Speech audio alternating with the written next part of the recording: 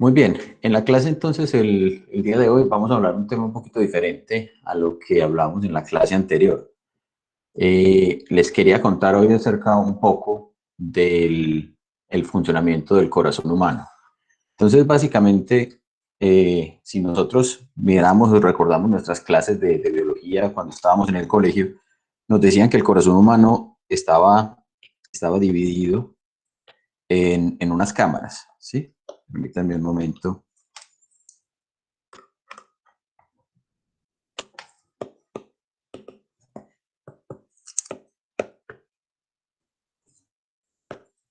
Mi lápiz dejó de responder.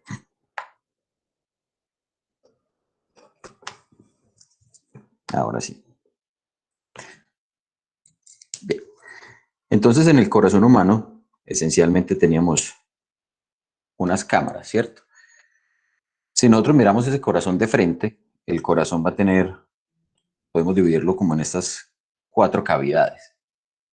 Suponiendo que lo estamos mirando por acá, acá tendríamos las cámaras izquierdas y acá tendríamos las cámaras derechas. Estas cámaras superiores reciben el nombre de aurículas, mientras las cámaras inferiores reciben el nombre de ventrículos. La función como tal del corazón, pues sabemos todos que es bombear sangre. La cantidad de sangre que un corazón puede bombear, un corazón sano, es del orden de 4,7, 5 litros de sangre por minuto. Entonces tenemos un flujo de sangre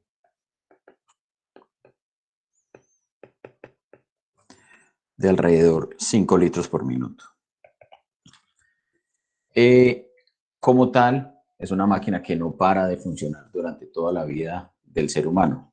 De hecho, el funcionamiento como tal de un corazón es en el orden de 60 a 80 latidos por minuto.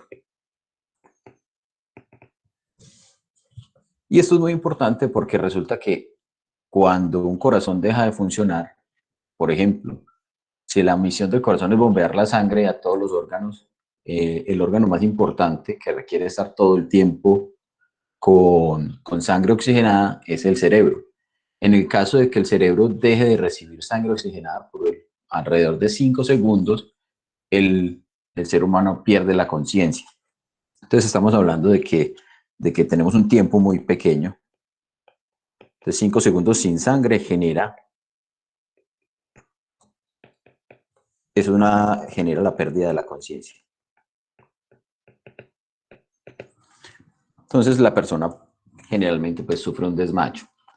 Después de que pasan 4 minutos de ese tejido, de ese órgano del cerebro, sin recibir sangre, empieza a generarse un daño permanente. Entonces, por eso es tan importante o tan vital que se pueda garantizar que la sangre esté bombeando continuamente. La manera como un corazón funciona es una cosa bastante impresionante. Realmente, cada una de las células de la cual está hecha el corazón se comporta como si fuera una batería química. Esencialmente, cuando decimos que funciona como si fuera una batería química, recordemos de nuestras clases anteriores cuando hablábamos de batería, decíamos que requeríamos que internamente se estuvieran dando unos procesos electroquímicos y eso es esencialmente lo que ocurre dentro de cada una de las células del corazón. El interior de la célula, o sea, si consideramos esta como si fuera la célula, el interior de esa célula con respecto a la parte externa está a una diferencia de potencial de alrededor de menos 80 voltios. Es decir, esta parte interna de menos 80 milivoltios, perdón. Esta parte interna con respecto a la parte exterior tiene aproximadamente esa diferencia de potencial. Y es muy importante porque resulta que la manera como se generan esas diferencias de potenciales es por medio de la membrana celular. Entonces, si consideramos esta como la membrana, esa membrana va a permitir que iones estén pasando de un lado a otro. Recordemos que los iones son átomos con una carga particular, bien sea por exceso o defecto de electrones. Entonces acá vamos a tener unos canales especializados en permitir el paso de esos iones. ¿De qué iones estamos hablando? Estamos hablando de iones como el potasio, iones como el sodio, ¿sí? Ambos con carga positiva, pero también hay otros iones como el calcio. Y ese calcio tiene dos cargas positivas, es como si estuviera cargado o como si tuviera una vacancia de dos electrones. Entonces, esencialmente con ese movimiento de esos iones fundamentalmente se generan las diferencias de potencial en las células del corazón. Entonces, esencialmente, lo que vamos a tener es que en la frontera o en la membrana celular, en la parte externa vamos a tener un potencial positivo, mientras que en la membrana interna vamos a tener un potencial negativo. ¿Eso qué es lo que genera? Eso genera que haya unos campos eléctricos. Entonces, esencialmente, si nosotros miráramos esto, podríamos determinar que a través de la membrana hay unos campos eléctricos. ¿Qué es lo que ocurre entonces con el funcionamiento del corazón? Yo creo que todos hemos o sabemos que el corazón tiene un funcionamiento inherentemente eléctrico. De hecho, cuando hablábamos de capacitores, hicimos una mención y hablamos de los dispositivos de defibrilación que lo que hacían era inducir una corriente muy elevada por un periodo de tiempo muy corto con el fin de restablecer ese funcionamiento eléctrico del corazón en el caso de que ocurra alguna situación que haga que ese corazón deje de bombear. Pero entonces, más o menos, vamos a discutir un poquito cómo funciona y entendamos un poquito cómo es eh, digamos, el funcionamiento de esa circuitería eléctrica que tiene el corazón como tal. Entonces, todo empieza, si observamos el corazón, nuevamente, ahora voy a dibujarlo un poquito más aproximado a su tamaño real y a sus tamaños, ¿cierto? Proporcionales. Entonces, la parte superior, las aurículas, van a tener entonces, en esta parte del lado derecho, vamos a tener una, y ahora mirándolo, no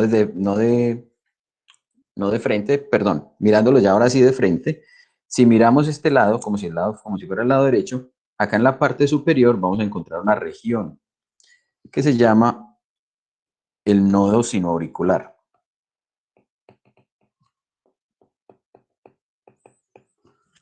Ese nodo del sinoauricular son unas células que están en el corazón, son células musculares, pero que tienen una función muy particular.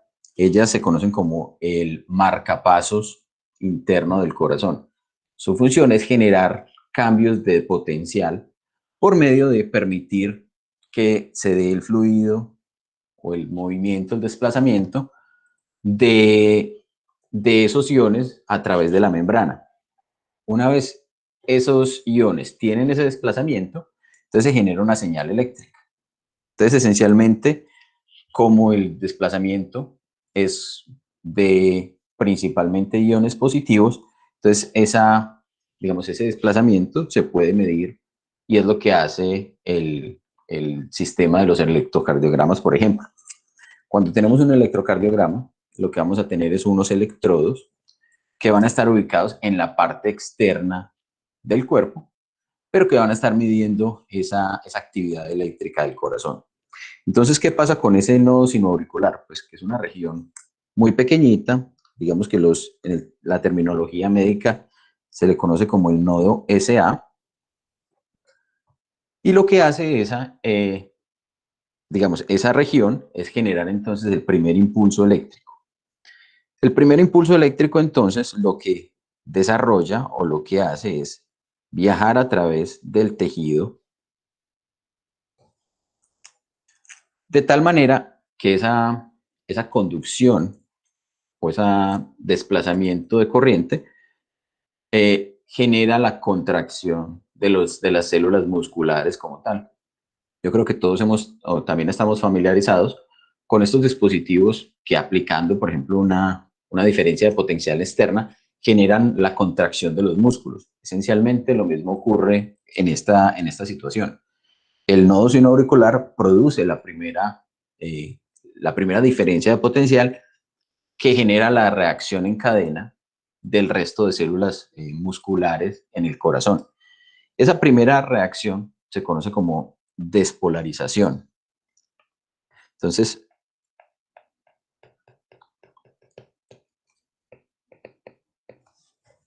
y se conoce como la despolarización auricular, esencialmente. Cuando hablamos de despolarización, vamos a tener intrínsecamente relacionada el término de contracción muscular. Esto genera la contracción muscular, en este caso, de la parte de las aurículas del corazón. Entonces, una vez se da esa primera señal, empieza a viajar como si fuera una onda eléctrica, a través del tejido cardíaco. Entonces, se tomaría como si fuera una especie de anillo, ¿sí? Como todas las células que tenemos aquí van a ir desplazando esa corriente, generando la contracción desde arriba hacia abajo de esas dos primeras recámaras, de las aurículas. ¿Cuál es la función entonces de esa primera contracción? Esencialmente, hacer que la sangre que se encuentra concentrada en esta región de acá, ¿sí? En esta aurícula y en esta otra, perdón, vamos a pintarla como si estuviéramos viendo ese corazón, considerando la sangre con poca oxigenación, así en color azul, y la sangre más oxigenada en color rojo. Entonces, esa primera contracción lo que hace es que genera el desplazamiento de la sangre desde las aurículas hacia los ventrículos. Cuando eso ocurre, pues tienen que abrirse, para que esto ocurra, pues tienen que abrirse acá estas válvulas que el corazón tiene entre las aurículas y los ventrículos. Una se llama la válvula mitral, la otra se llama la válvula tricúspide. Y ellas lo que permiten es que la sangre llene los ventrículos. Simultáneamente, ¿qué es lo que está ocurriendo? Ese tejido de conducción hace que la señal eléctrica viaje hasta esta región que queda entre los dos, entre las aurículas y los ventrículos, que es una región que se llama el nodo auroventricular.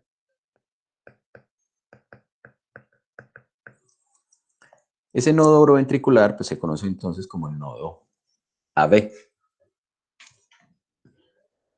De allí, lo que sigue es, en esa región, el corazón tiene como un momento de relajación. Después de que se contraen las aurículas, se contrajeron, e impulsaron la sangre hacia los ventrículos, pero tiene como un retardo. Y esa es la función del nodo auroventricular. Esencialmente lo que está ocurriendo allí es que la señal eléctrica es como si se estuviera cargando, como si estuviéramos generando una carga de un capacitor. Entonces toma un cierto tiempo hasta que la señal puede continuar. ¿Con qué fin eso ocurre? Eso ocurre con el fin de garantizar que toda la sangre que está en la parte superior pues llene la parte inferior.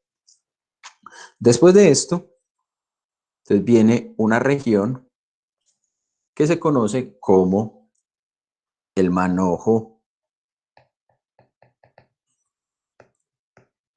de His, HIS.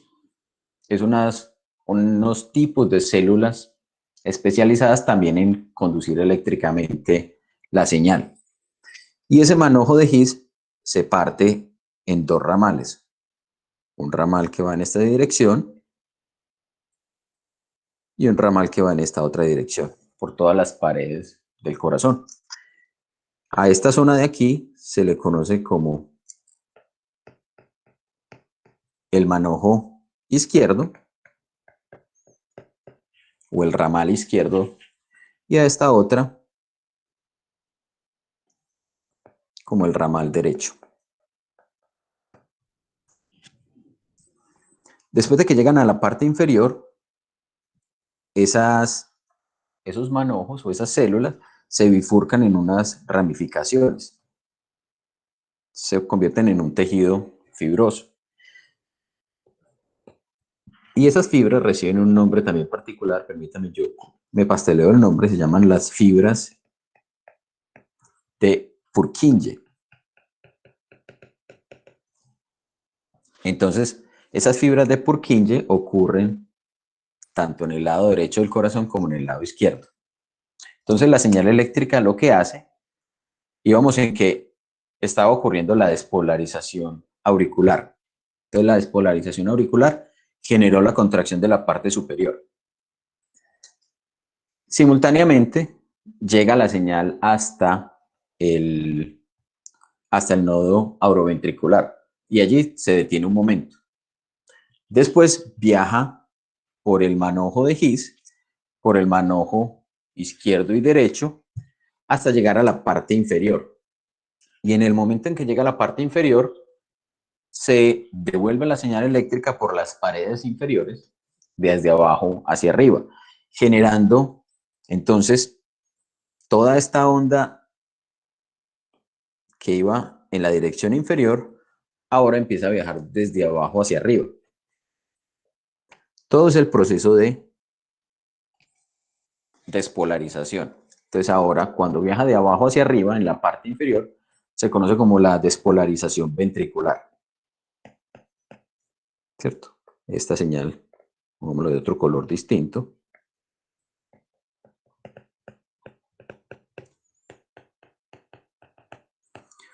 Entonces la despolarización ventricular lo que está haciendo es también generar la contracción, pero ahora del músculo o de la parte muscular que corresponde a los ventrículos, tanto al ventrículo derecho como al ventrículo izquierdo.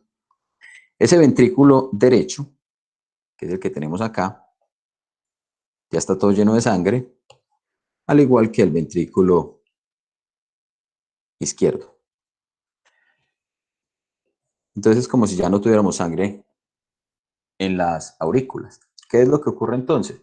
Con esa segunda contracción, con la contracción de la parte ventricular, se impulsa la sangre que está oxigenada, entonces sale por otro canal que tenemos acá, que lo conduce hacia la aorta. Entonces nos conectamos con la arteria aorta y esa sangre oxigenada entonces, se distribuye en el resto del cuerpo y de acá del corazón también vamos a tener otra válvula que se va a abrir y esa válvula va a ir a los pulmones. O sea, sería la arteria pulmonar. Entonces, eso es una versión muy resumida de lo que está entonces ocurriendo con el corazón. Permítanme, les traigo un dibujito más bonito de ese corazón para que miremos esas estructuras. Está por aquí. Juan, yo no Hola. sé si los compañeros tengan también el problema que la pantalla está como pixelada y todo borrosa. Tenemos Yo no tengo ese problemas. problema. ¿Cómo, Santiago? Yo no tengo ese problema de que esté pixelada, yo la veo bien. No sé si Felipe la ve igual.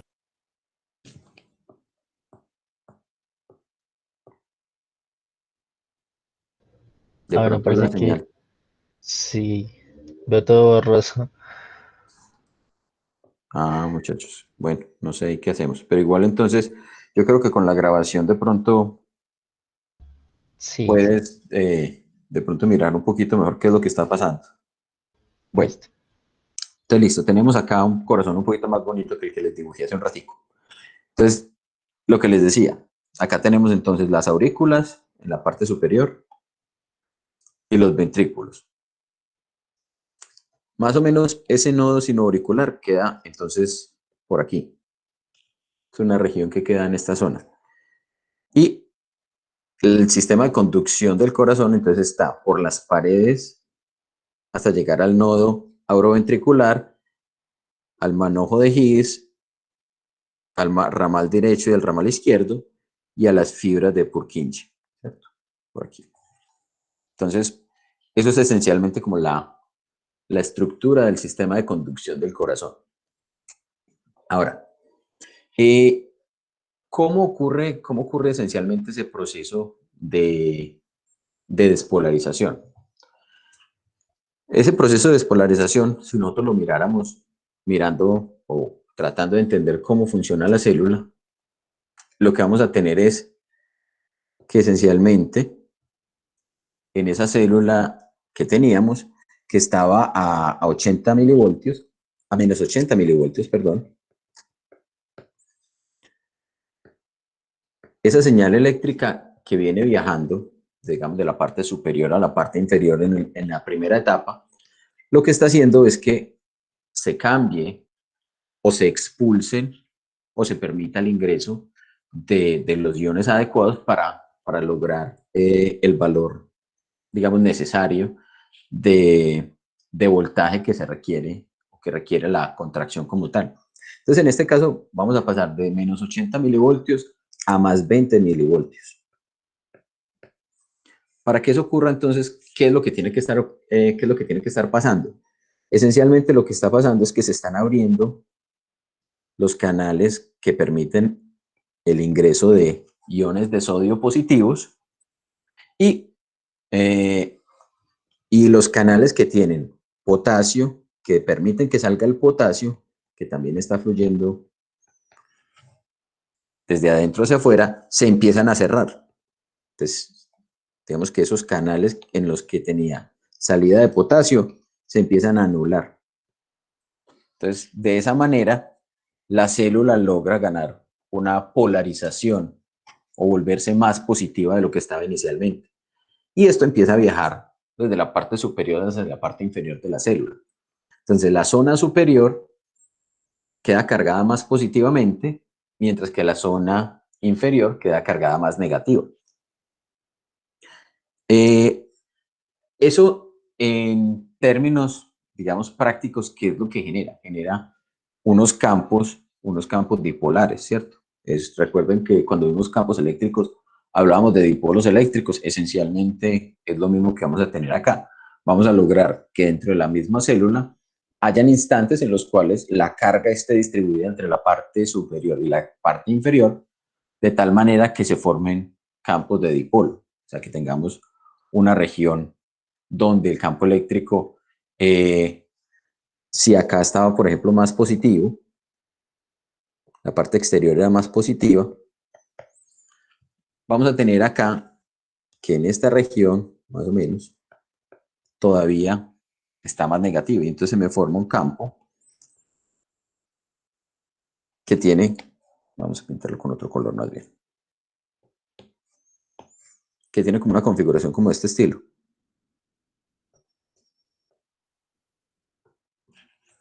Esos campos, miren que tienen una diferencia de potencial entre lo más positivo y lo más negativo del orden de 100 milivoltios. Pero resulta que cuando estamos midiendo con un dispositivo como los dispositivos que hacen los electrocardiogramas, estamos midiendo en la superficie del cuerpo. Y entonces lo que vamos a tener es esencialmente que si yo acá tengo la persona, esa actividad eléctrica que se está generando acá en el corazón me va a generar que los campos, ¿sí? Vemos que pueden ser como de este estilo.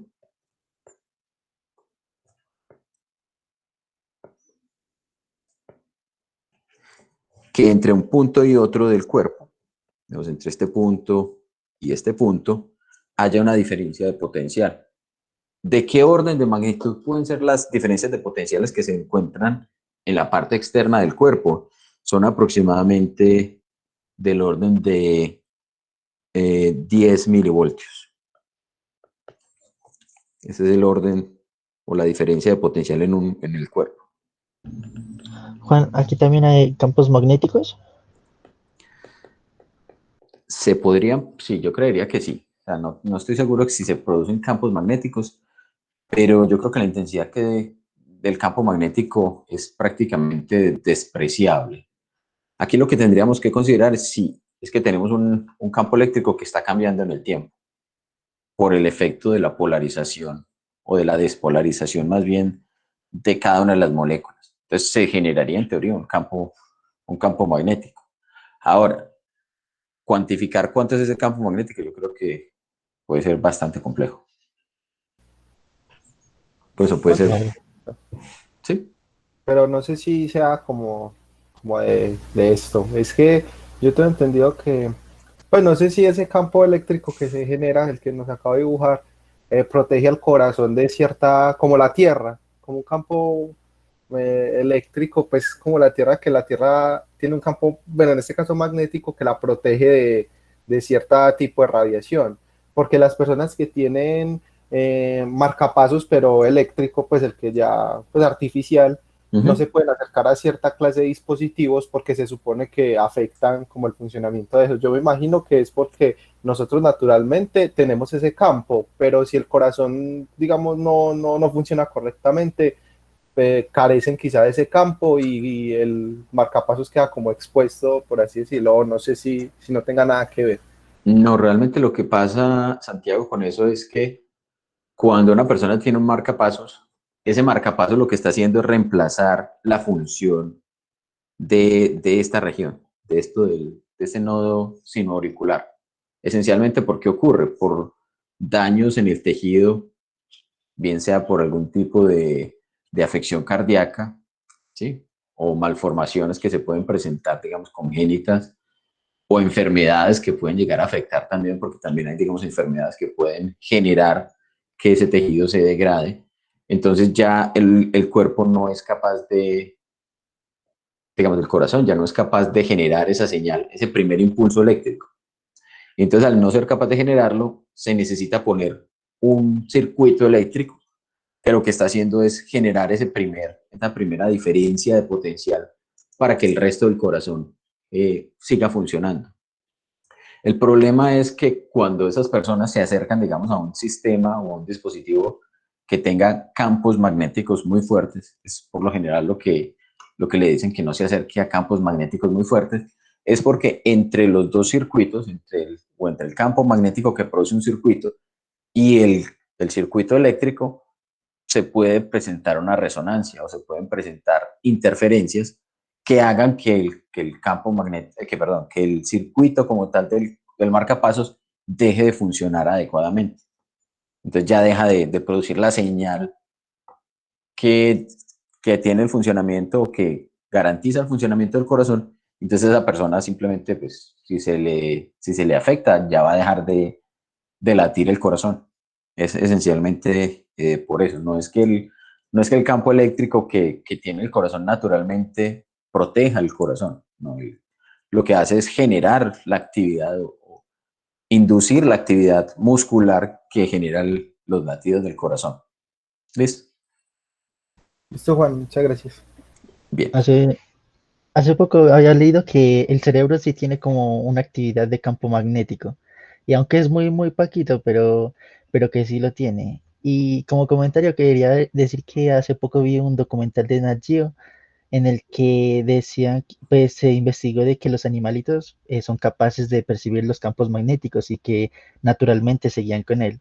Y hicieron un experimento con los humanos en el que lo encerraban como en un tipo de jaula de Faraday y se comprobó de que sí, los humanos también tienen esa capacidad de percibir campos magnéticos, pero por la tecnología que ahora nos rodea con tanta radiación ha sido algo muy alterado.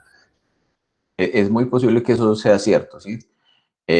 Con respecto a los animales, sí he también escuchado que, digamos, la manera como el cerebro está configurado en algunos animales tiene la característica de que se producen ciertas regiones donde se acumulan sustancias que son susceptibles al campo magnético. Entonces, funcionan de algún modo como una brújula natural.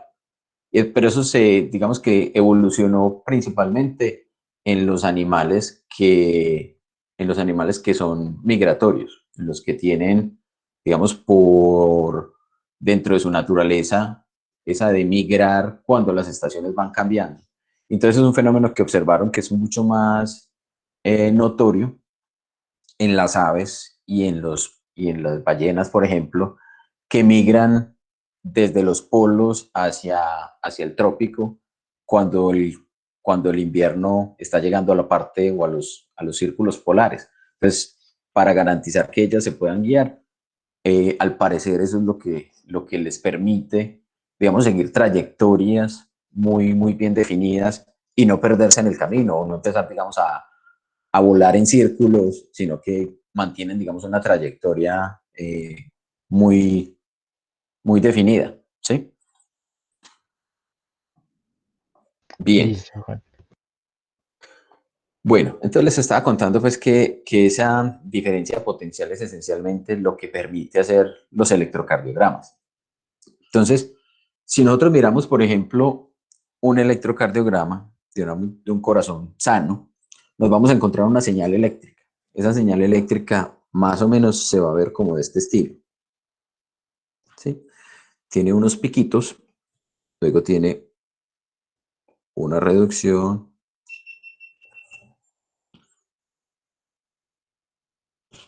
y esa señal, creo que la cámara falló en este momento, no importa. Permítame, yo la apago. Listo.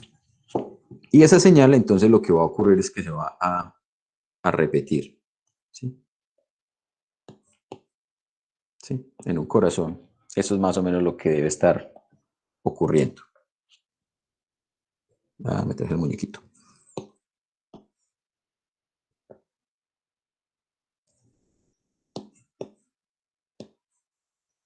Eso es más o menos lo que se espera que sea la señal que produce un corazón sano.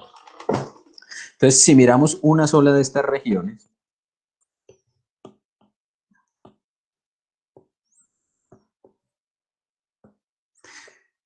esto recibe unos nombres particulares, ¿sí? Esta primera región o esta primera protuberancia que se observa acá se conoce como una onda que se llama la onda P. Y la onda P ocurre esencialmente cuando se presenta o cuando inicia el, el disparo, digamos, la primera reacción desde el nodo sinoauricular que genera la contracción de las aurículas. Entonces, esta es la que está relacionada con la contracción auricular.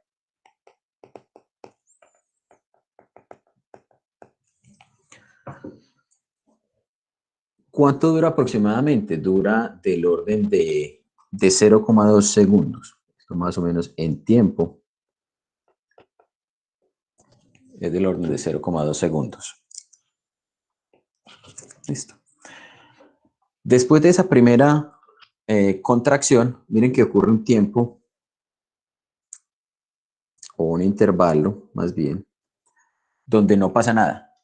Entonces, ¿cómo se interpreta eso? Pues esencialmente, cuando se está analizando un corazón o cuando se está analizando la señal eléctrica del cuerpo, si este fuera otra vez el corazón, lo que se hacen es ubicar los electrodos de tal manera que se pueda medir la actividad eléctrica. Entonces, digamos que si se pone un electrodo negativo acá y un electrodo positivo acá, entre esos dos electrodos se establece como si fuera un camino. ¿Qué es lo que esencialmente se mide con esos electrodos? Los electrodos son como una especie de sistema para medir la diferencia de potencial entre los dos puntos. Entonces, si yo acá tengo una región de tejido cardíaco o de tejido muscular de cualquier tipo, y yo acá en el lado derecho le pongo un electrodo positivo y al lado izquierdo le pongo un electrodo negativo, entonces si la señal eléctrica está viajando en esta dirección, lo que va a ocurrir es un incremento con respecto, digamos, a un eje neutro. Si acá tuviéramos aquí Vamos a dibujarlo más bien de esta manera. Digamos que si tuviéramos un eje temporal, estos van a ser potenciales positivos, estos potenciales negativos. Entonces, si está viajando hacia el electrodo positivo, lo que vamos a ver es una señal positiva. Si lo que cambia es que la señal está en la dirección contraria, o sea, si la señal va viajando del electrodo o en la dirección opuesta a como están los electrodos, entonces lo que vamos a tener es una señal que va hacia abajo. Y si no ocurre nada, si no estamos conduciendo ningún tipo de electricidad, entonces la señal estaría como en un periodo donde no cambia el potencial. Y entonces eso es esencialmente lo que permite ver esta curva del electrocardiograma. Entonces, la onda P, miren que es una señal, si consideramos este como nuestro eje temporal, ¿sí? Esto es el tiempo, esto es una señal positiva. ¿Qué es lo que nos está diciendo? Lo que nos está diciendo es que hay una señal eléctrica que viajó en esta dirección. Y es esencialmente la señal que muestra que desde el nodo sinoauricular estoy viajando hacia el nodo auroventricular. Entonces, esa primera señal muestra ese aumento y esta primera protuberancia que tenemos acá. Después hay un tiempo donde no pasa nada, que es precisamente lo que les mencionaba del hecho de que en esta región, o en esta parte de acá, en ese nodo auroventricular, hay un periodo como de retardo. Y eso se conoce como el intervalo PR. ¿Por qué se llama PR? Porque si acá tenemos la onda P, este pico de acá se llama la onda R.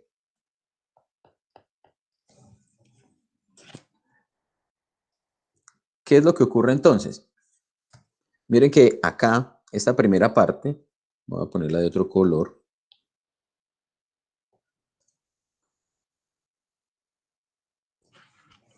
es una señal negativa, o ese pedacito es una señal negativa.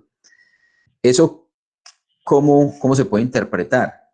Eso se puede interpretar como si hubiera una señal eléctrica que está viajando en esta parte de acá, entre estas paredes de los dos ventrículos.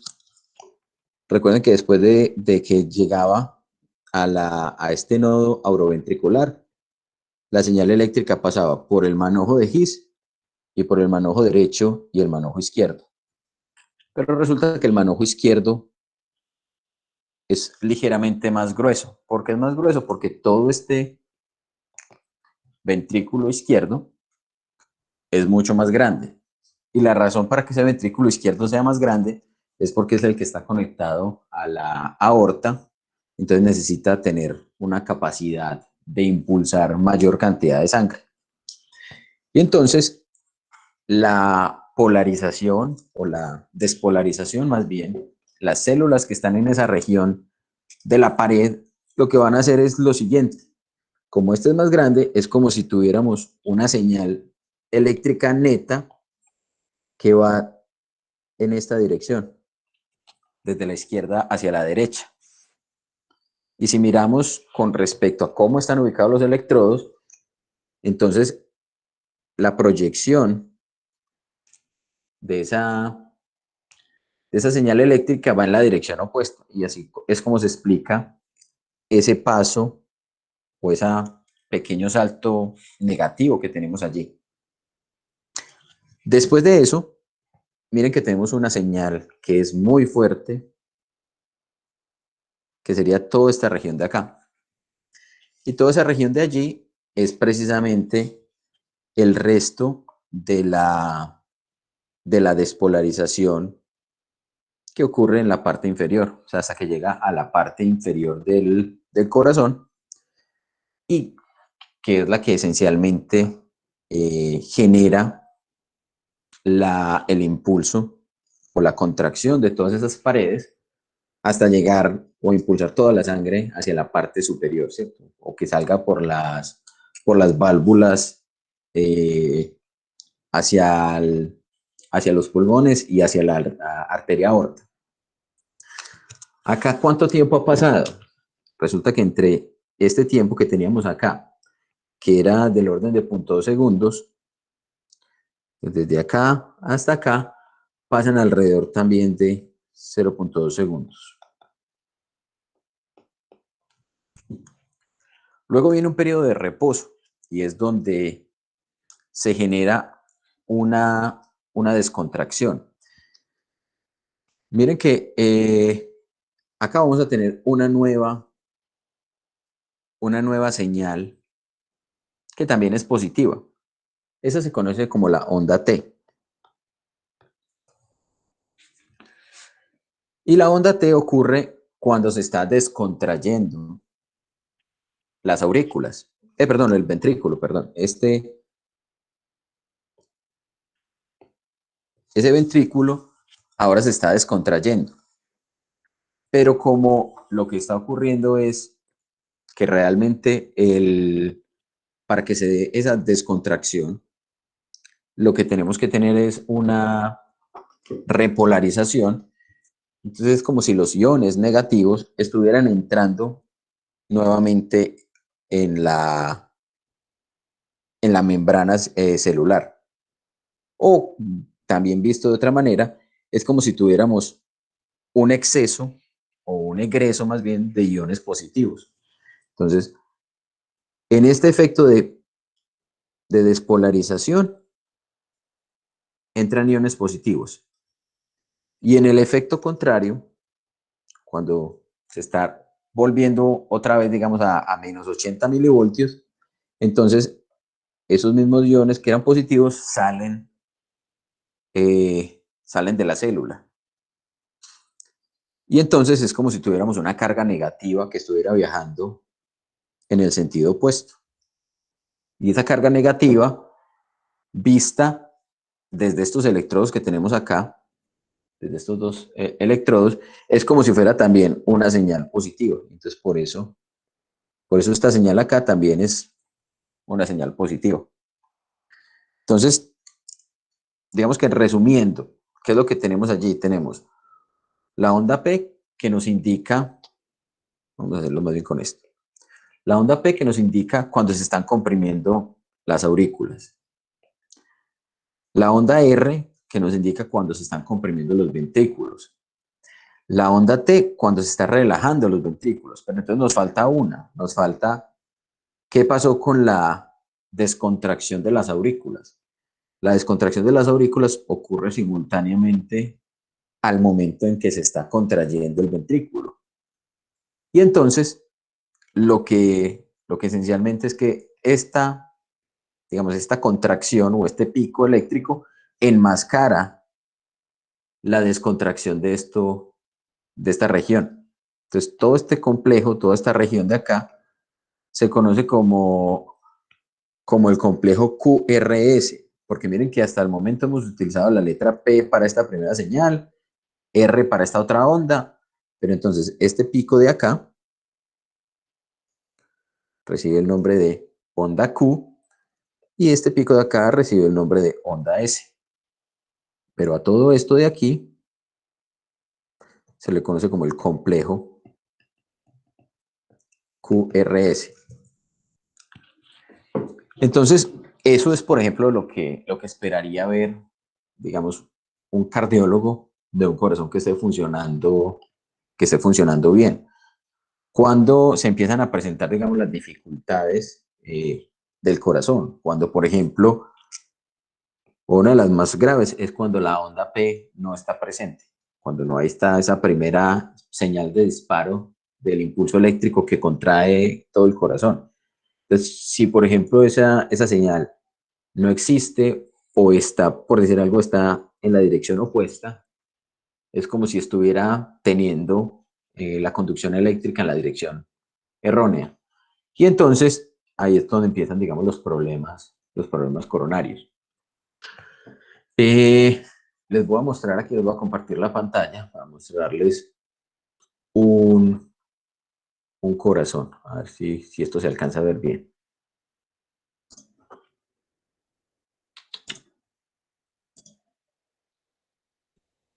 ¿Se alcanza a ver bien?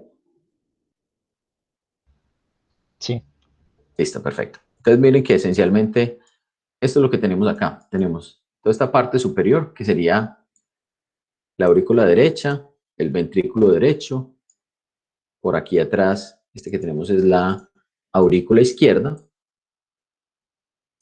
y el ventrículo izquierdo, con las respectivas válvulas. Entonces, acá tenemos solamente, digamos, la parte, el corte, mostrando cómo es la estructura como tal. Observen lo que les decía hace un momento. El ventrículo izquierdo es mucho mayor que el ventrículo derecho. ¿Sí? Ahora, yo me devuelvo y busco el otro corazón que tiene el funcionamiento. Aquí, corazón, corazón. Aquí, ciclo cardíaco. Entonces, listo. Allí vemos, por ejemplo,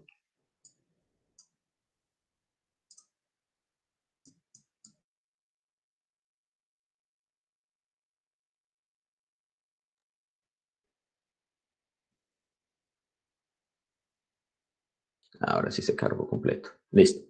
Ahí tenemos un corazón.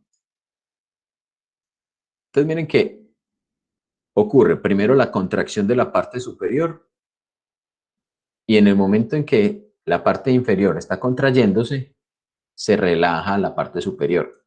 Entonces, eso es lo que les decía con respecto a ese pico QRS o a ese complejo QRS donde no se observa como tal una señal eléctrica independiente para la descontracción de las aurículas. Listo. Este, por ejemplo, me permite ocultar algunos de los tejidos, como para mirar por dentro cómo es que funciona. ¿Sí? Bien. Y por Juan, acá, hola. lo que en el nodo SA es en el que arranca la señal eléctrica, ¿cierto? Sí, Y eso es esencialmente por el movimiento de sodio y potasio, o no me quedó claro por qué. sí, exactamente. Es por el movimiento del sodio y del potasio. O sea, esas células, digamos, son especializadas en permitir el desplazamiento de esos iones, de sodio, potasio y calcio, que serían los iones positivos. Y también entrarían, digamos, iones negativos, como por ejemplo los iones OH-, ¿sí? Entonces, por eso es que se dice que el correcto funcionamiento, digamos, del organismo, de todas las células como tal, requiere la presencia de esos electrolitos, de esos iones disueltos en agua, que permitan que las células funcionen adecuadamente. Ah, ok, listo.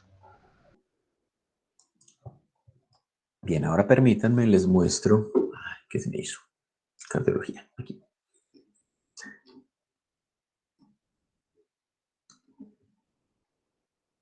El sistema conductor, este. Entonces, eso que vemos allí, voy a pararlo para empezarlo desde el principio. Son las regiones eléctricas del corazón, ¿sí? Tenemos las células especializadas en la conducción eléctrica. Una cosa importante es que, por ejemplo, esas no son células nerviosas, no son como tal tejido nervioso, es tejido muscular que se especializa en la conducción eléctrica y que tiene esa función particular. Entonces miren que aquí agrupación de células de la parte superior que están justo aquí sobre la aurícula derecha, es lo que se llama el nodo sinoauricular. Vamos a quitarlo, esta aurícula, para que podamos visualizar este de acá. Es el nodo SA. Y todos esos canales, o eso que se ve como si fueran canales verdes, son realmente ramales o células que tienen la capacidad de transportar la señal. Entonces, por ejemplo, o estos tres ramales le llevan a este otro, al nodo AB, la señal. Y allí es donde se genera, digamos, el retardo. Entonces, miren que Después de eso es cuando ocurre o cuando nos encontramos con el manojo de His y con, a ver, quitemos este, a ver si soy capaz de llegar a él, pero es que me toca quitar también las paredes, ¿sí? Estas serían las paredes entre los ventrículos y por entre las paredes es que están esas células o esos canales que transportan la señal eléctrica, ¿sí? El manojo de His, el manojo de ramal del lado izquierdo, el manojo de ramal del lado derecho, y a ver si esto me permite, bueno, creo que esto no me va a permitir coger estas allá, estas de acá. Y estas fibritas que se ven acá son las fibras de Purkinje, o sea, las que salen del ramal, de cada uno de los ramales, como esta que está aquí. Ay, ya no soy capaz de cogerla otra vez. Esta, ¿sí? Esta o esta otra que sale desde acá, ¿sí? Y lo mismo pasa al lado izquierdo. Entonces eso es como una visualización, pues más o menos de cómo funciona el circuito eléctrico del corazón. Entonces vamos a ver. Aquí miren que, por ejemplo, al inicio se ve como la señal eléctrica, o sea, aquí lo pintan como de un color distinto y va acompañado de esa primera contracción. Observen que también hay apertura de una de las válvulas, en este caso la válvula del lado derecho se llama la válvula tricúspide y la válvula del lado izquierdo se llama la válvula mitral. Entonces entra la sangre desde las aurículas a los ventrículos, la señal eléctrica, vamos a ver si alcanza a visualizar aquí. Ahí está pasando ya por el nodo AB y por los manojos de His, el ramal derecho, el ramal izquierdo, generando la contracción. Aquí la señal eléctrica ya va por aquí arriba, por acá por los lados. Generando la contracción, se cierran las válvulas que comunican con las aurículas y se abren las válvulas que van a comunicar con la aorta, que sería esta vena, esta arteria que está acá, y con la arteria pulmonar, que sería este que sale de aquí. Luego se da la relajación y volvería a iniciarse el ciclo. Miren que finaliza con otra vez ese ciclo eléctrico iniciando en el nodo SA. Entonces, si ustedes se ponen a pensar esto, digamos, ¿qué implicaciones tiene? Pues eléctricamente es un sistema que es pues demasiado complejo, ¿cierto? Es una cosa muy bonita también, ¿sí? Bien, por ejemplo, cuando a alguien le da un paro cardíaco, que decíamos que se le aplicaba un tratamiento de choque, entonces lo que se hacía era fluir aproximadamente 3000 voltios con una corriente de 1 amperio por aproximadamente 0,1 segundos. Y eso lo que hace es precisamente tratar de repolarizar, digamos, esa región del nodo sinoauricular para que vuelva a funcionar adecuadamente. En esa página que les mostré también con los videos, también se muestran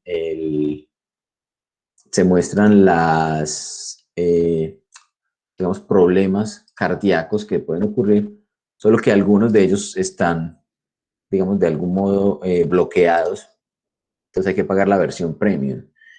A ver, miremos si se puede otra vez. A ver si hay alguno que se pueda visualizar sin tener que pagar la versión premium. No, parece que no. Todos los que son de... No, todos los que son de daños cardíacos o de enfermedades, toca pagar. Solamente funcionan los que son simplemente animaciones. Pero es muy bacana esta aplicación, que es una aplicación que es adicional a Google Chrome. O sea, se puede descargar o se puede activar y se activa, por ejemplo, con el correo de la universidad. Pueden utilizar el correo institucional porque permite, digamos, acceso parcial para cuentas.edu. Entonces, para que tengan eso de pronto en cuenta si quieren jugar un ¿Podrías poquito. enviar el link aquí al chat? Espérate, yo lo busco. Andrés, dame un segundito. Seguramente las ondas del mío debió ser muy raro porque yo tengo una que se llama taquicardia supraventricular e intraventricular y por un periodo como de cada 10 segundos late súper raro a un ritmo extraño. Sería muy bacano poderle ver un electrocardiograma. Sí, por ahí debe estar guardado. Ya les voy a mandar el vínculo. Espérate, ¿dónde está el chat? Aquí. Que se llama biodigital.com. Entonces tiene, o sea, ustedes se pueden registrar y tienen pues como todos los sistemas del cuerpo humano, esencialmente.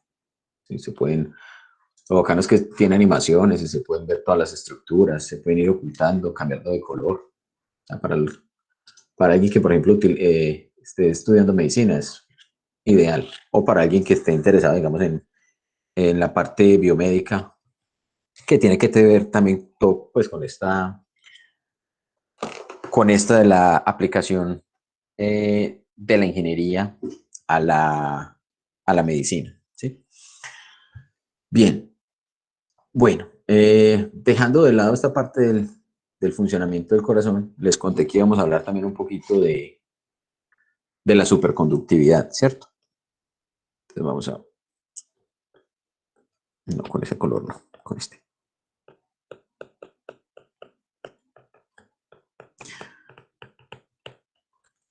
La superconductividad fue una característica de los materiales que se descubrió no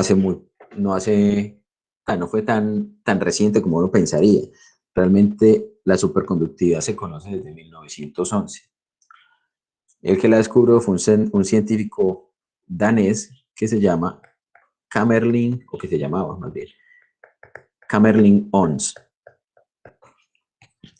Y él lo que hizo fue empezar a enfriar mercurio. Entonces cogió mercurio y ese mercurio lo empezó a enfriar hasta que llegó a una temperatura de 4 Kelvin.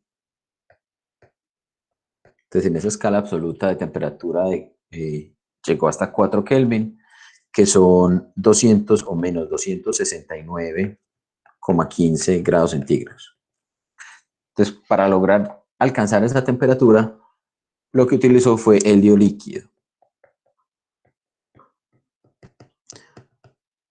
Entonces, ¿qué fue lo que descubrió este señor en 1911 enfriando a 4 Kelvin el mercurio?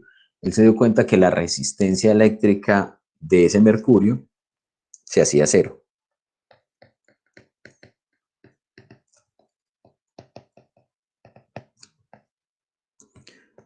Se hacía cero y inmediatamente desaparecía. Solo por descubrir eso, pues, o por descubrir ese fenómeno, él se ganó el premio Nobel en 1913.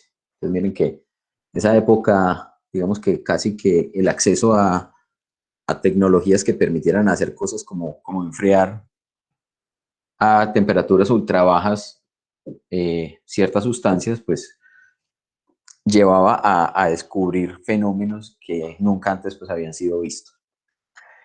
La superconductividad como tal se puede entender mucho mejor a partir de la mecánica cuántica, pero en este momento pues no es como tema del curso ingresar a esa parte de la mecánica cuántica como para entender qué es o cuáles son los fenómenos que explican la superconductividad. Y de hecho, la mecánica cuántica como tal tiene problemas también en explicar algunas de las cosas que están asociadas a la superconductividad. Uno de los problemas principales en los que incurre la mecánica cuántica para explicar la superconductividad ocurrió por allá alrededor de 1986. ¿Qué pasó en 1986? Que descubrieron ciertas sustancias que no tenían que ser enfriadas a 4 Kelvin o a temperaturas super ultra bajas, sino ultra bajas. Y cuando estamos hablando de eso, estamos hablando del orden de 35 Kelvin, que también es muy frío, pero no es tan frío como 4. Y el problema es que la mecánica cuántica, digamos, hasta ese momento solamente había predicho, más bien, que era imposible llegar a superconductividad o que los materiales no podían ser superconductores cuando estaban a esa temperatura. Y entonces, por el hecho de descubrir materiales que sí lo estaban o que sí eran superconductores, entonces también, digamos que los científicos que descubrieron eso se ganaron el premio Nobel. Desde ese momento, pues entonces, o más bien, desde siempre se ha querido encontrar ciertas o la mejor combinación de materiales que permitan esas características superconductoras a más alta temperatura.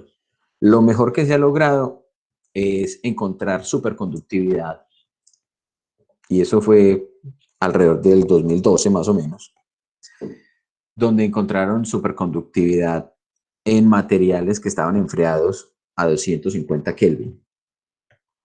Entonces ahí ya se vuelve muy interesante. ¿Por qué? Porque 250 Kelvin es menos 23,15 grados centígrados. Y eso es una temperatura que incluso algunas regiones de la Tierra pueden tener, ¿cierto? ¿Cuál es el problema de esos materiales que tenían ese comportamiento? Ese material que es precisamente una combinación de esos materiales o de esos elementos que conocemos como tierras raras. Es un elemento que se llama LaH10 o hidruro de lantano.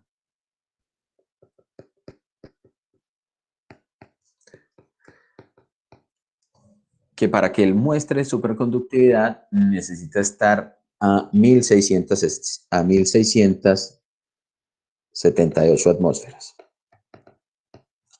Entonces, ese es el principal problema que tiene ese material, ¿sí? Exhibe la superconductividad a una relativamente alta temperatura, pero necesita una presión excesivamente alta. Entonces, se vuelve, digamos que, comercialmente inviable. Sin embargo, se encontró otro material, otra aleación, esa sí no sé en qué año la descubrieron, que se llama el Ivaco, o aleaciones de itrio, bario y cobalto. Esas aleaciones, o esas, mentiras, no es cobalto, es cobre. Se llama Ivaco, pero es realmente cobre. Esas aleaciones son óxidos que tiene un tipo de superconductividad que se puede alcanzar a 90 Kelvin. Pero con la ventaja de que se alcanza a una atmósfera.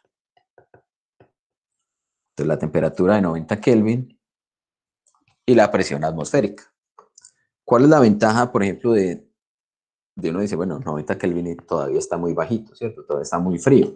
Pero resulta que el nitrógeno líquido se obtiene a 77 Kelvin. Y entonces, si por ejemplo alguno está familiarizado con los sistemas de crioenfriamiento, conservación de sustancias, nitrógeno líquido es relativamente fácil de obtener o fácil de conseguir. Es la misma sustancia en la que almacenan, por ejemplo, las muestras de semen cuando van a inseminar ganado. Entonces, no es un material que es excesivamente complejo de conseguir, entonces se puede mostrar o se puede demostrar superconductividad fácilmente. De hecho, si ustedes miran cualquiera de estos videos o estas demostraciones que se hacen en clase con superconductores, es precisamente utilizando nitrógeno líquido y superconductores cerámicos hechos de Ivaco. ¿Cuál es la característica principal entonces de los superconductores? ¿O por qué se quiere investigar en esto? Porque esencialmente si se utilizan como líneas de transmisión eléctricas en materiales o hechos de material superconductor, estaríamos eliminando todas las pérdidas óhmicas. que recuerden que lo que estamos diciendo es que la resistencia se hace cero. Y si la resistencia se hace cero, todas esas pérdidas por conducción, que eran potencia que se perdía como calor disipado, que tenían esta forma, ¿sí? Que eran proporcionales al cuadrado de la corriente, al hacer cero la resistencia, pues entonces se hace cero la pérdida. No se va a perder nada de energía o nada de potencia en forma de calor. Y entonces eso tiene una ventaja pues muy importante, porque entonces esencialmente yo ya no necesito tener esos superconductores excesivamente, o esos materiales conductores más bien excesivamente gruesos, que muestren o que puedan transmitir una corriente grande. Otra de las características importantes, o digamos de las características que tienen los materiales cuando tienen una resistencia cero, es que se pueden transmitir corrientes muy altas. La ventaja entonces es que pues, ya no tendríamos el efecto de calentamiento y se pueden producir campos magnéticos también muy fuertes. Entonces, esencialmente los superconductores producen campos magnéticos muy fuertes.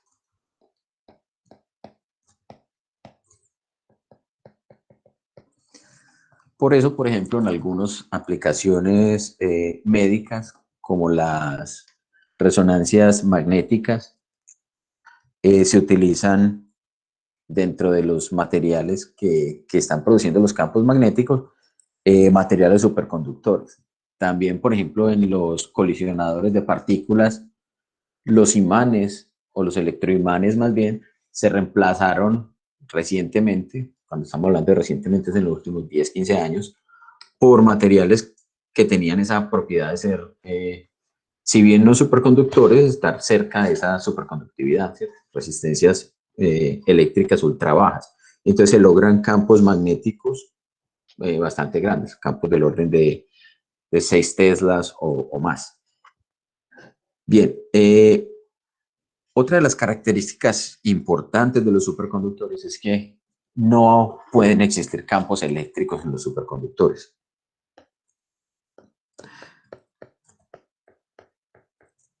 No puede haber campo eléctrico en un superconductor.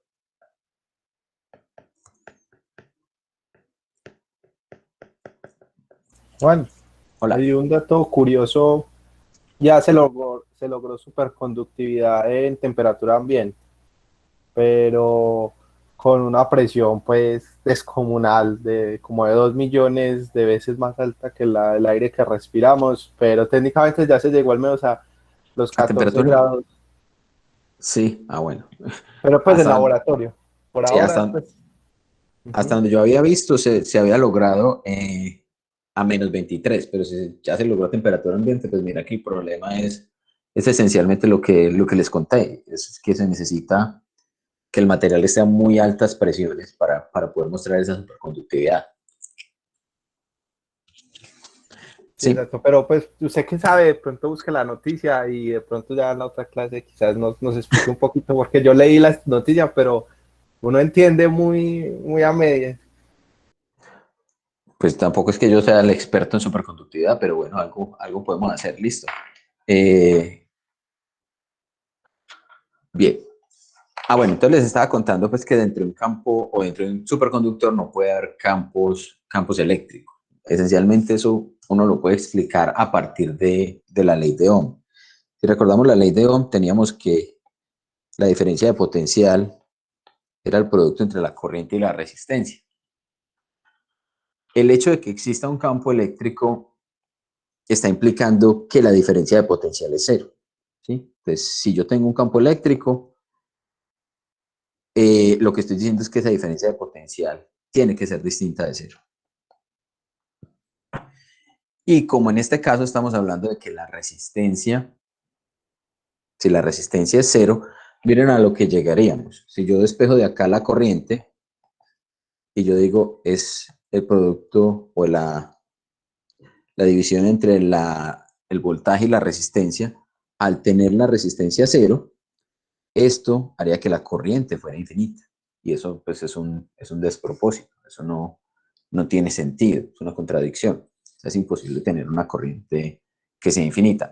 Entonces, la manera de comportarse en la naturaleza de los superconductores es simplemente no permitir que haya campos eléctricos dentro del material.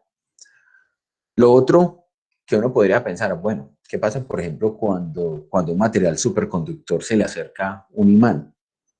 Entonces sabemos que si nosotros acercamos a un material conductor que no fuera ferromagnético, si acercábamos un imán, ocurría un fenómeno, ¿cierto? Ocurría una inducción de corrientes de Eddy, y esas corrientes de Eddy eran esencialmente la respuesta al cambio del flujo magnético en el área. Acá lo que vamos a tener es lo siguiente. Si nosotros consideráramos este como si fuera un material superconductor, y acá tenemos un imán, digamos que polo norte, polo sur, podríamos decir que las líneas del campo magnético de ese imán, pues, hacen algo como así. Y sabemos que se cierran sobre sí mismas, pero en las cercanías, digamos que no están cerrándose, ¿cierto? Ellas por acá sí harían esto. Pero en el momento en que lo estamos acercando, el material superconductor va a inducir una corriente de tal manera que el flujo magnético neto, recuerden que esencialmente lo que la ley de Faraday nos dice es que lo que importa es cómo cambia el flujo magnético en el tiempo, ¿sí? Y entonces lo que va a hacer el material superconductor es inducir una corriente tal que siempre se mantenga un cambio del flujo magnético cero. Y lo otro que es importante es que como no pueden haber campos eléctricos en el interior del material, la corriente o la FEM inducida más bien tiene que ser cero. Entonces esto es una condición dentro de los materiales superconductores. Vamos a tener unas corrientes que se van a inducir y esa corriente inducida, sin embargo, no va a estar impulsada por una fuerza electromotriz inducida. Entonces, por eso es que es una de las razones por las cuales la superconductividad no se puede explicar, digamos, con la física tradicional, porque, por ejemplo, acá lo que tendríamos son corrientes inducidas, corrientes de Eddy, que me van a formar un campo magnético que se va a oponer, ¿sí? Este campo magnético se va a oponer de tal manera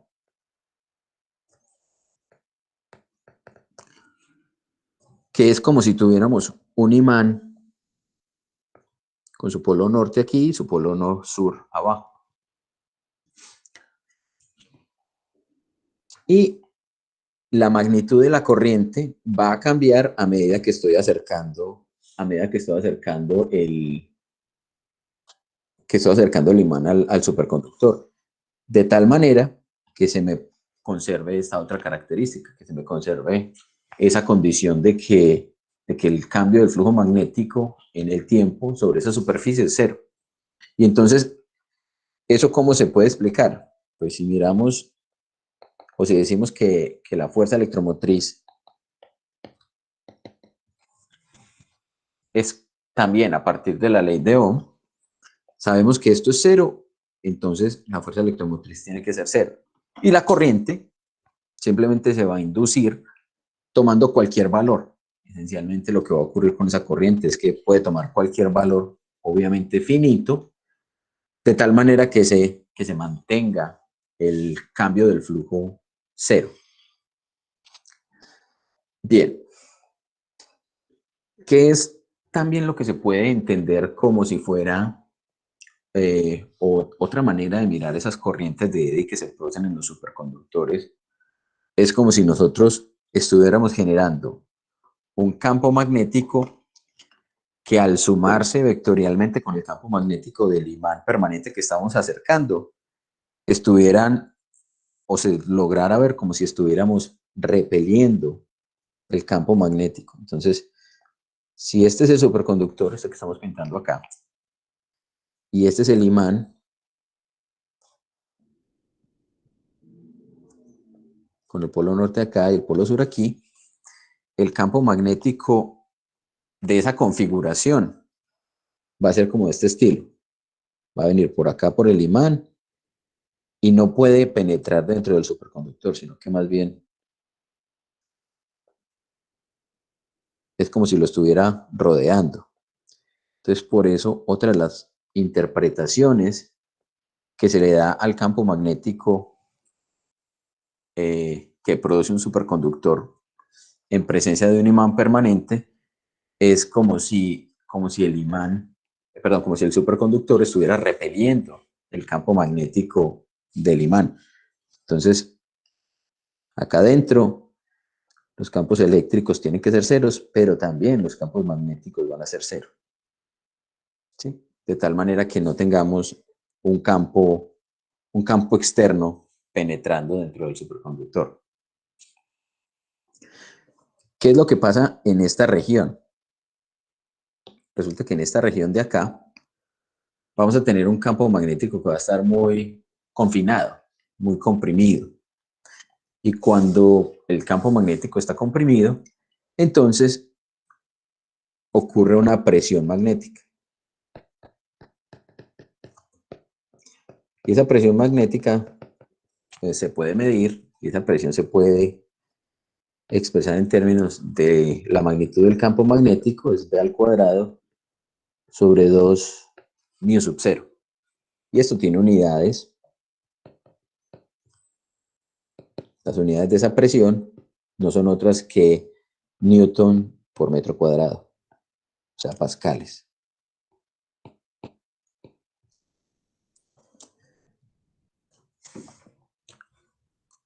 Entonces, allí lo que vamos a obtener cuando tenemos un material superconductor es esencialmente una primera forma de levitación magnética. Esto genera levitación magnética.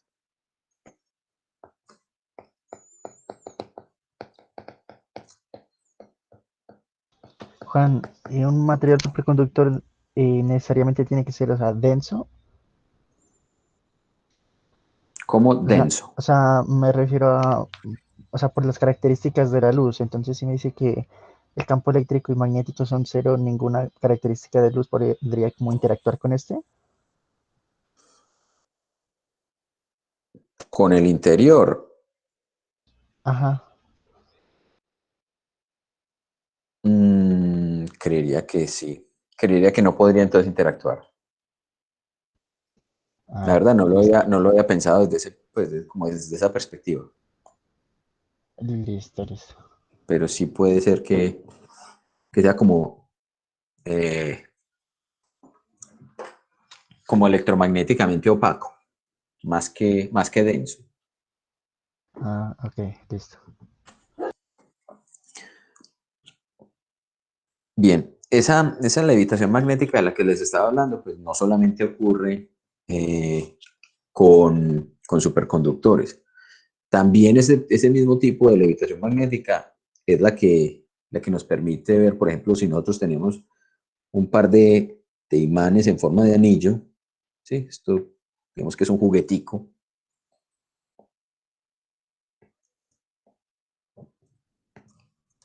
Y si esos imanes están soportados, digamos acá en la parte central, por una guía que no sea magnética, y si se orientan de tal manera que el polo norte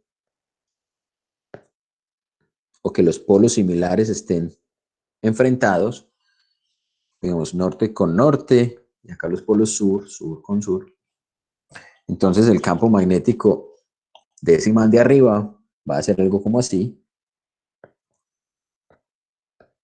y el campo magnético del imán de abajo pues va a ser algo como así.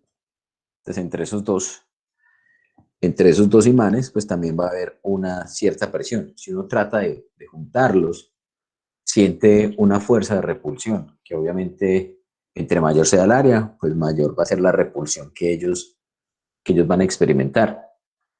Y entonces ahí te puede también determinar, empleando esta misma expresión, cuál es la presión que están ejerciendo un imán con respecto al otro. Entonces sería como también una forma de hacer levitación magnética. Otra forma de generar levitación magnética es, por ejemplo, si nosotros tenemos un imán que se esté moviendo sobre un conductor.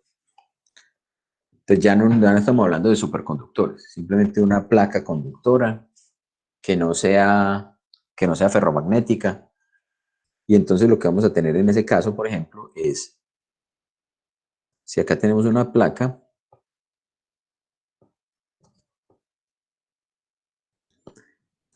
y acá tenemos un imán que esté ubicado en cierta región, ¿sí? Por ejemplo, acá tenemos un imán, y ese imán está orientado, digamos, con su polo norte y su polo sur, con sus campos magnéticos apuntando, digamos, en esta dirección. Si ese imán se está desplazando relativo a la superficie del conductor a una cierta velocidad, sobre la superficie se van a inducir corrientes de eddy. Esas corrientes de eddy sí tienen una característica. Esas corrientes de eddy sí van a venir acompañadas de una fuerza electromotriz. Y entonces, con esas corrientes, lo que sí podemos generar, o lo que sí se va a generar también, es un campo magnético que se opone al campo magnético del imán.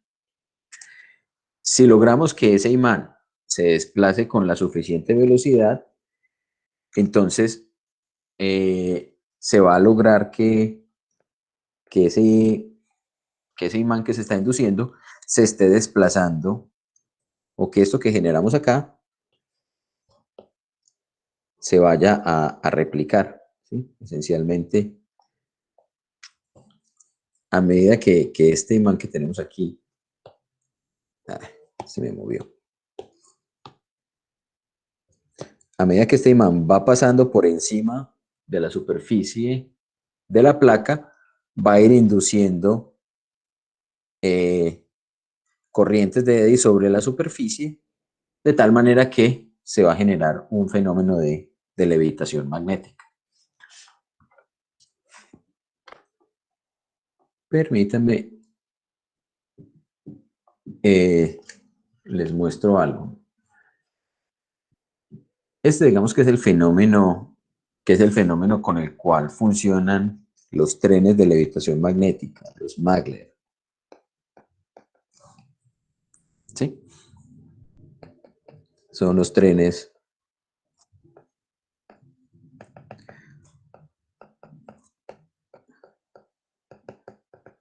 solo que lo que se hace es generar ese campo magnético por medio de electroimanes. No se hace con imanes permanentes necesariamente, sino que se hace con electroimanes.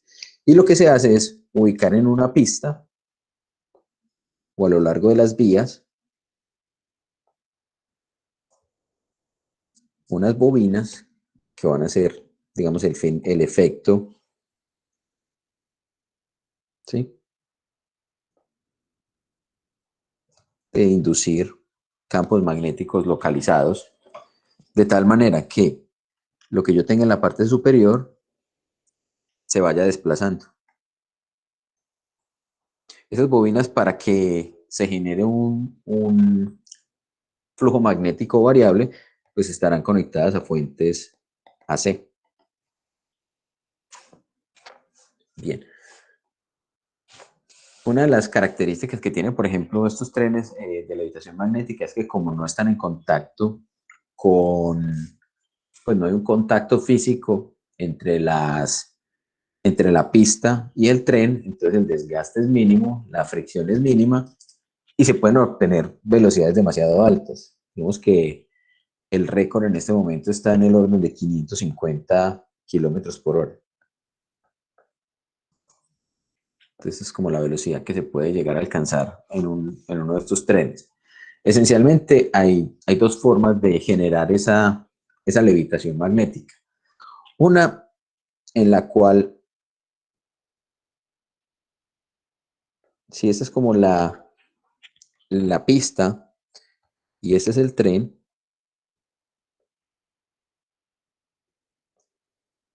veamos que esté aquí, que me quede muy alto.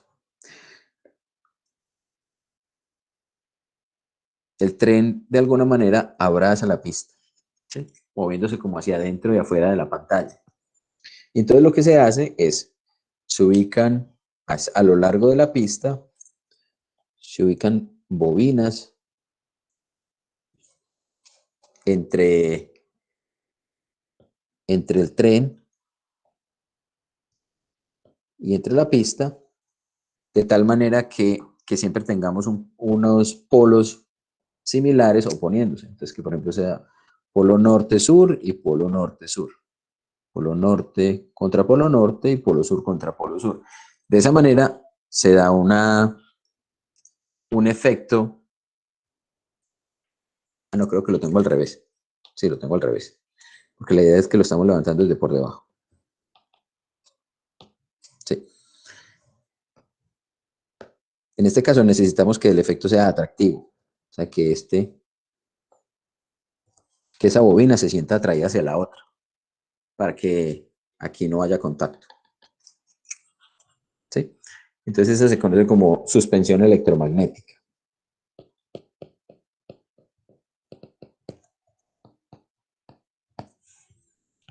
Entonces en este caso este sería un polo sur, este sería un polo norte, sur-norte, sur-norte. Y de esa manera, toda esta parte azul que sería como el tren, se vería atraído hacia la pista desde la parte de abajo. ¿Sí? ¿Cuál es el problema? Que se necesita un control que permita la realimentación de tal manera que siempre sea posible modificar, digamos, la intensidad o la amplitud de esas señales para que el tren se desplace en la dirección adecuada, ¿cierto? La otra se llama suspensión electrodinámica.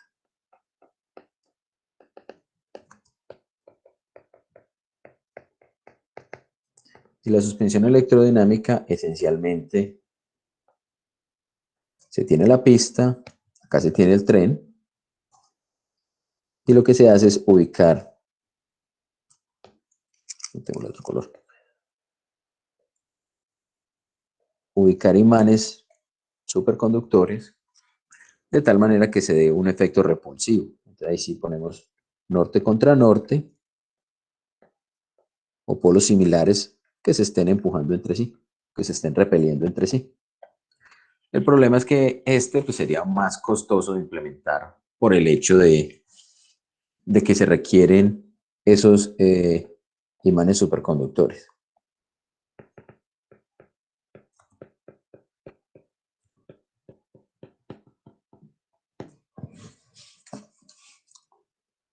Bien, y una tercera forma de levitación magnética, entonces ya vimos dos, una que sería entre imanes o entre un imán y un superconductor, la otra que sería entre un imán que se está desplazando con respecto a una placa conductora no ferromagnética, y la última se llama o es una forma de levitación magnética en la cual también se tiene una placa conductora, pero ahora no se va a utilizar un imán, sino que lo que se va a utilizar es una espira o unas bobinas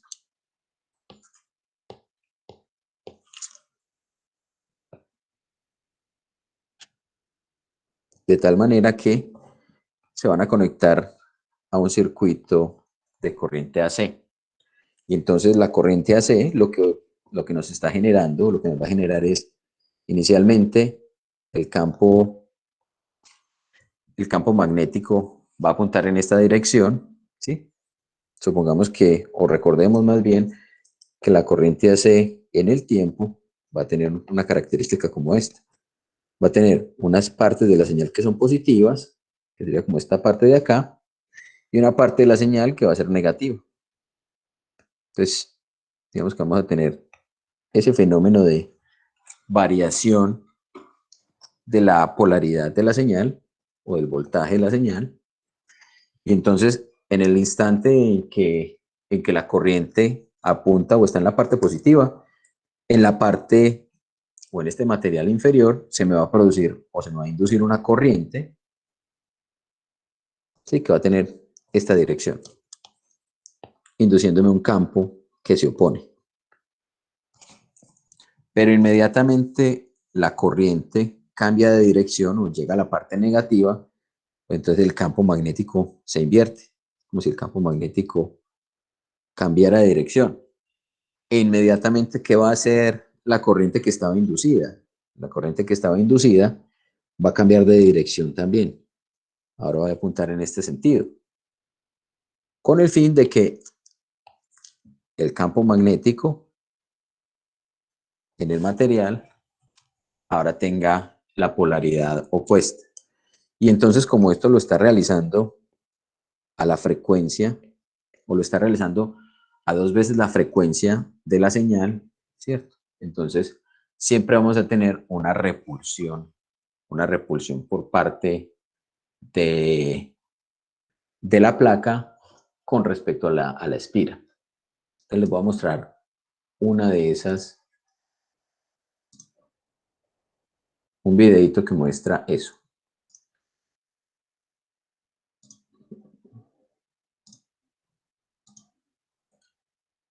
Este lo tenía por aquí, este de aquí.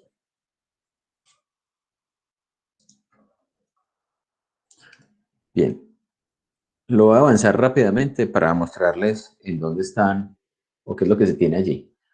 Entonces, miren, lo que tenemos aquí es un alambre de cobre formando 200 espiras conectado directamente a un tomacorriente. En este caso, por ejemplo, lo tienen conectado a uno de esos tomas múltiples para poder controlar, ¿cierto?, cuando está conectado o no. Entonces, por acá, cerca del segundo 30,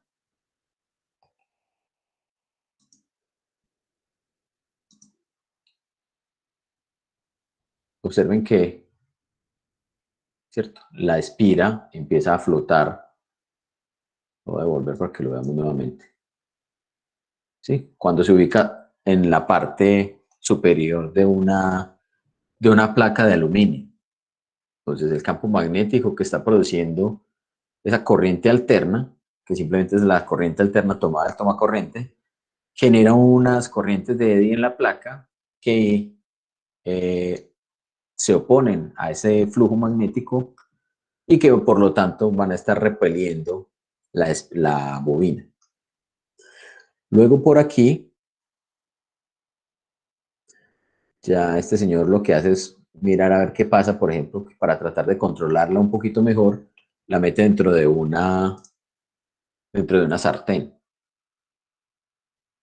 Y observen que cuando la conecta, pues también se genera ese fenómeno, pero entonces él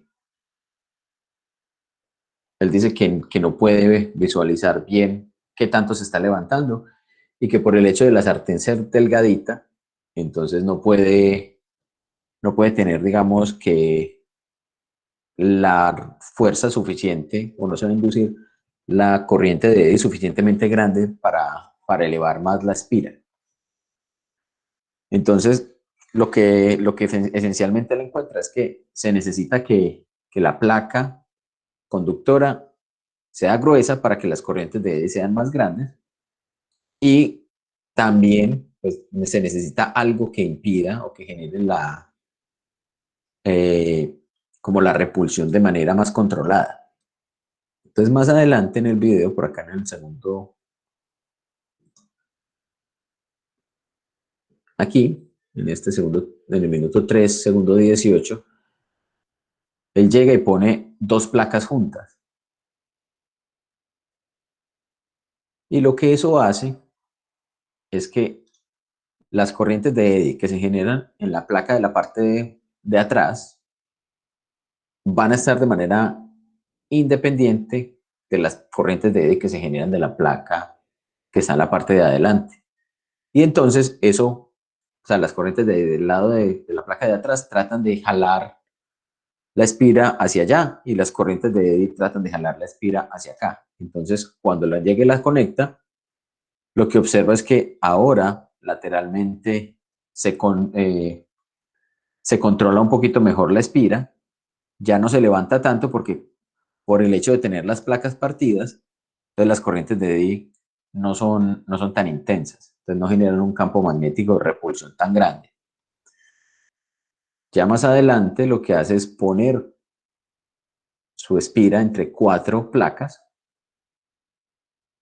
y entonces lo que está buscando con eso es garantizar o lograr que se centre completamente. Entonces al ponerla allí, miren que cuando lo activa, entonces ya está controlado, pero no se levanta tanto porque tiene 4 corrientes de eddy diferentes en cada una de las placas. Entonces ya por último lo que hace es montar las placas, a ver, por aquí se alcanza a visualizar mejor,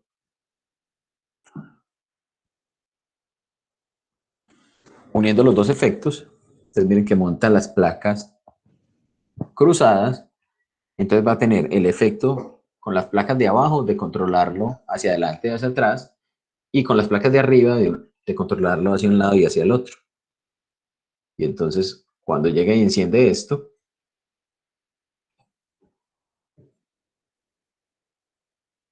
va a tener ese control, digamos, lateral. Y por el hecho de las placas ser más gruesas, pues va a tener unas corrientes de aire un poquito más intensas. Entonces miren que ahora se levanta un poquito más y la espira presenta esa levitación magnética mucho más notoria. Observen que él no deja eso mucho rato, sino que lo apaga rápidamente. ¿Por qué? Porque esencialmente, si lo deja mucho rato, se le va a quemar el cable, el conductor. Porque directamente lo que tiene allí es ese cable haciendo como una especie de cortocircuito con respecto a la fuente. A ver, les muestro el otro video que les quería mostrar por acá. En este caso, por ejemplo, se observa lo que pasa. Este ya no es la misma situación. Esta ya no es una placa conductora, sino que es un imán. Y se está haciendo circular una corriente también. Entonces observen que al circular la corriente, pues se genera la repulsión. Esta corriente en este caso es una corriente DC, una corriente directa, que este señor empezó a incrementar y lo empezó a disminuir, pero entonces observen que cuando vuelve y lo incrementa, va a llegar a un punto en que el conductor ya no es capaz de tolerar tanta corriente y empieza a quemarse. Miren, por aquí adelante empieza incluso a salir humo de la espira. Como por aquí, más o menos, creo que es. Sí, ahí se alcanza a ver el humo. Y el humo lo que está haciendo es que esencialmente está quemando el revestimiento que tiene el conductor. Entonces inmediatamente se quema, entra toda la espira en cortocircuito y ya pues deja de levitar, deja de flotar. Listo. Bien. ¿Cuál es la idea? La idea es que entonces la próxima clase empecemos a hablar de la inductancia para entender por qué, por ejemplo, este circuito simplemente él no entra directamente en cortocircuito cuando se conecta con la fuente. ¿Cierto? ¿Cuáles son los fenómenos adicionales que vienen asociados a hacer circular una corriente cuando se tiene una configuración como esta que tenemos acá, donde tenemos el conductor en forma de espira? ¿sí? Y cuáles son los fenómenos y las aplicaciones que eso tiene. No sé si de pronto, muchachos, tienen alguna pregunta, comentario. ¿Qué les pareció la clase? Por mi parte estuvo chévere, pues me gusta, esta clase fue más de ver como muchas aplicaciones y eso es muy entretenido como de conocer, al menos por mi parte lo percibí así y son cosas que ya podemos entender pues con las bases que ya vimos del resto de la materia. Ah, bueno, me alegra.